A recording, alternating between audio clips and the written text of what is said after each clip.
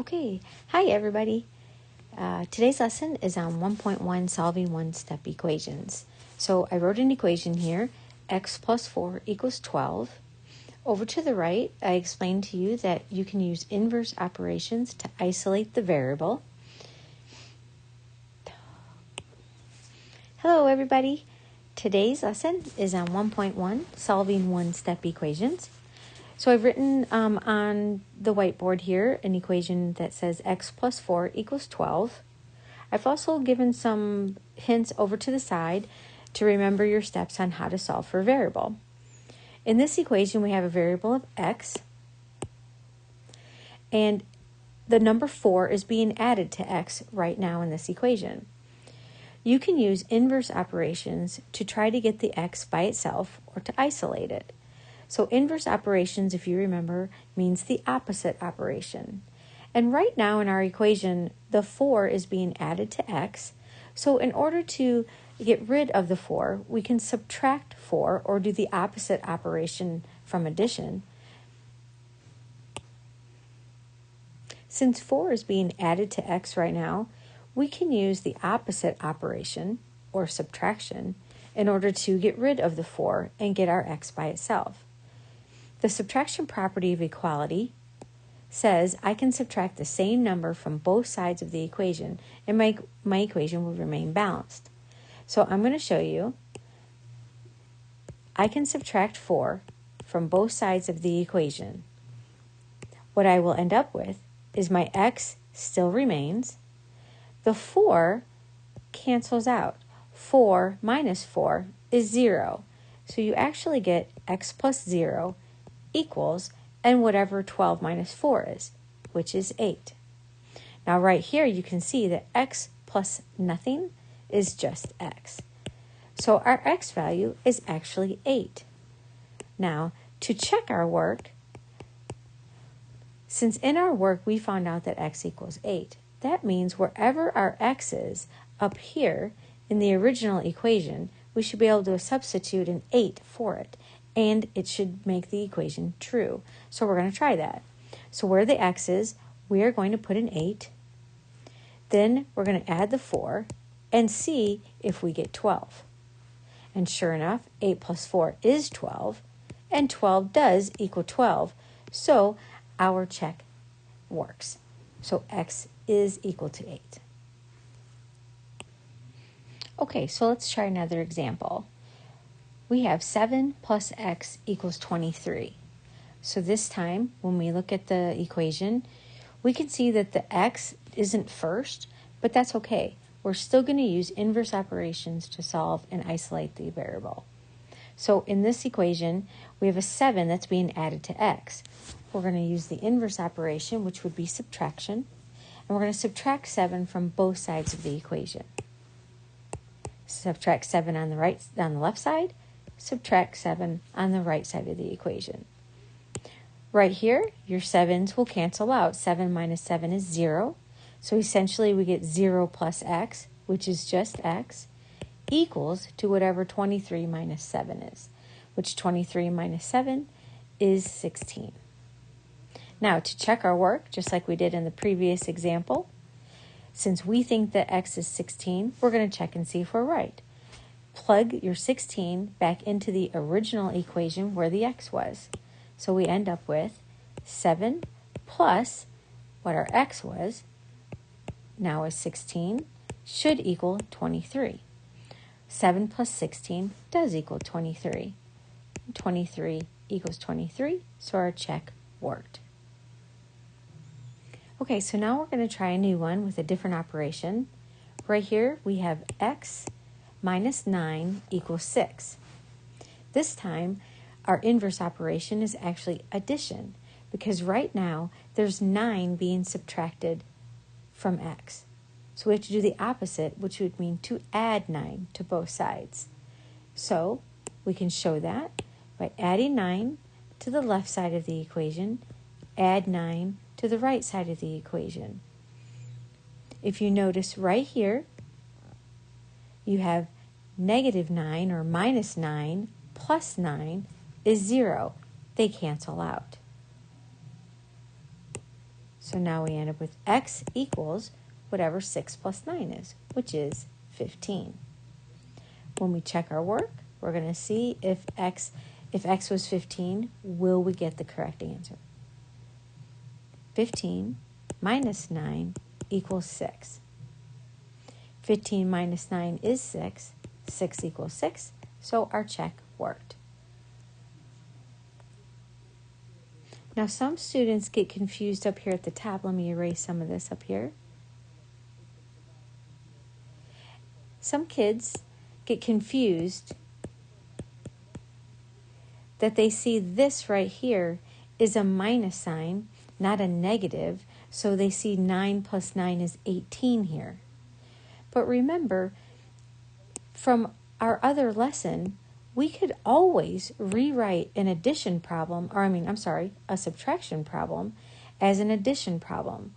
So remember, x minus 9 can be rewritten as x plus a negative 9 equals 6. These two equations are equivalent. They're saying the exact same thing. So if you look at it that way, we could then, since we're adding negative 9 on this side, we need to subtract a negative 9. But remember, if we subtract a negative 9, that turns into adding 9. So really, we are doing addition. What I want you to see is that this minus sign right here can either be looked at, this minus sign right here can either be seen as minus 9 or a negative 9. Depends on which way you look at it. Either way, this is a clue to say that you need to add 9 to both sides. Let's try another one. Okay. So if I have x minus 10 equals 4, I need to see that right now there's 10 being subtracted from x. So I need to add 10 to both sides of the equation. A minus 10 plus 10 cancels out. So you end up x equals 14. And if we check our work and plug this 14 where x is, we are going to get 4. So I'm going to write it down below. 14 minus 10 equals 4, which is true. 4 does equal 4. And so our check worked. Now, one thing I want to point out is that our equation doesn't always have to be on the left side of the equal sign. So let's try one that looks a little bit like this. What if we had 5 equals 17 minus x? Let's change that up a little bit. I'm going to switch it. And I want to write 5 equals x minus 7. Now when you look at this, our equation is right here on this side of the equal sign. Over here. So our eyes should be looking for wherever the variable is, because we want to get the variable isolated. So our eyes need to be looking on the right side of the equal sign in this particular problem. So right now, as you can see, 7 is being subtracted from x. So right here, 7 is being subtracted from x. So we want to do the opposite operation and add 7 from both sides. Add 7 to both sides of the equation. We get x is all by itself on this side, on the right side, because the 7's cancel. And on the left side of the equation, we get 12. So we're saying that x equals 12. It's just written on the other side of the equal sign. 12 equals x, x equals 12. To do our check, in the original equation, we are going to plug a 12 in wherever x was. So we get 5 equals 12 minus 7. And we end up with 5 equals 5, which is correct. Okay, now we're going to try a couple other different ones with multiplication and division. The same idea. We're going to use the same steps as we did before. So I'm going to try one here. Let's say 3 times x equals 12. And remember, the variable right next to a number, right here, equals multiplication. That means they're being multiplied together. So we really have 3 times whatever x is. Since these are being multiplied together, we need to do the opposite operation or inverse operation. So we're going to have to divide by 3. So let me rewrite this. On both sides of the equation, we are going to divide by 3 on this side and divide by 3 on this side. Well, as you can see, on the left side of the equation, we have 3 divided by 3, which is 1. So 1x equals 12 divided by 3 on the other side, which is 4. Now, as you can see here, with 1x, that means 1 times x. Well, anything times 1 is itself. So this really is just x. So x equals 4. And let's try a check. Wherever there's an x value, we're going to put the number 4. So in the original equation, we have a 3 times 4 equals 12. 12 does equal 12, so that check works. Now I want to point out that this part right here with the division, I normally don't use the division symbol there, so on the next example I'm going to show you how I use the fraction symbol instead. So let's try another one. Let's try 9x equals 54.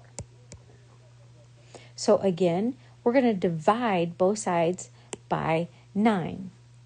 So instead of doing a division symbol, I just write a fraction bar.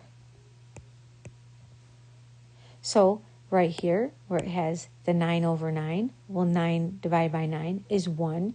1 times x is just x.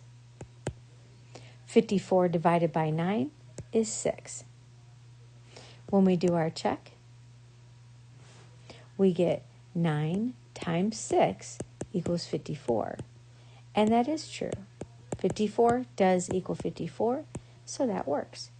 Now, in cases like this, if you do make a mistake in your multiplication facts, for example, or division, so for example, if let's say on this problem you got x equals 7, when you check it, you really have to make sure that you know your facts, that you are getting the right product. Now let's try a division problem. It's our last type. So let's say we have x divided by 2 equals 6. As you can see, on this side of the equation, on the left, you have the variable x, and it's being divided by 2. So we need to do the inverse operation.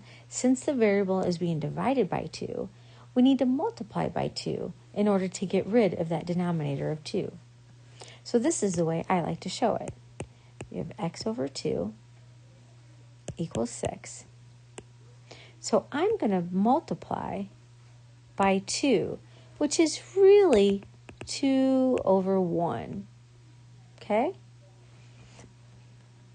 As you can see in this example, these 2's are going to cross simplify. Now, if I multiply 2 on one side, I have to multiply by 2 on the other side. And you can look at it as 2 over 1. On this side, we really have x over 1, which is just x, because anything divided by 1 is itself. On this side, we get 6 times 2 over 1, which is the same thing as 6 over 1. So we get 12 over 1, which is 12. Now let's check our work. There's our check. Wherever there's an x, we're going to put a 12. So we get 12 over 2 equals 6. And 12 divided by 2 does simplify to 6. 6 equals 6, and we're done. Let's try one more. Now in this one, I'm not going to show the 1 underneath because it's not really necessary. So let's try this one.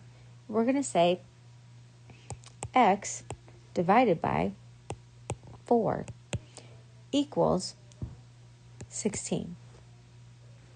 Now in this case, since x is being divided by 4, we're going to multiply by 4 on both sides. These will cross simplify. 4 divided by 4 is 1. So you end up with 1x, which is just x.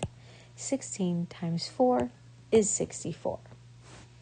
We do our check. 64 over 4, is it going to equal 16? And it does. 16 equals 16, and our check works. So there's a few examples of solving one-step equations. I hope this helps you in solving some of your homework, and if you have any questions, please give me a message on Google Classroom or email me.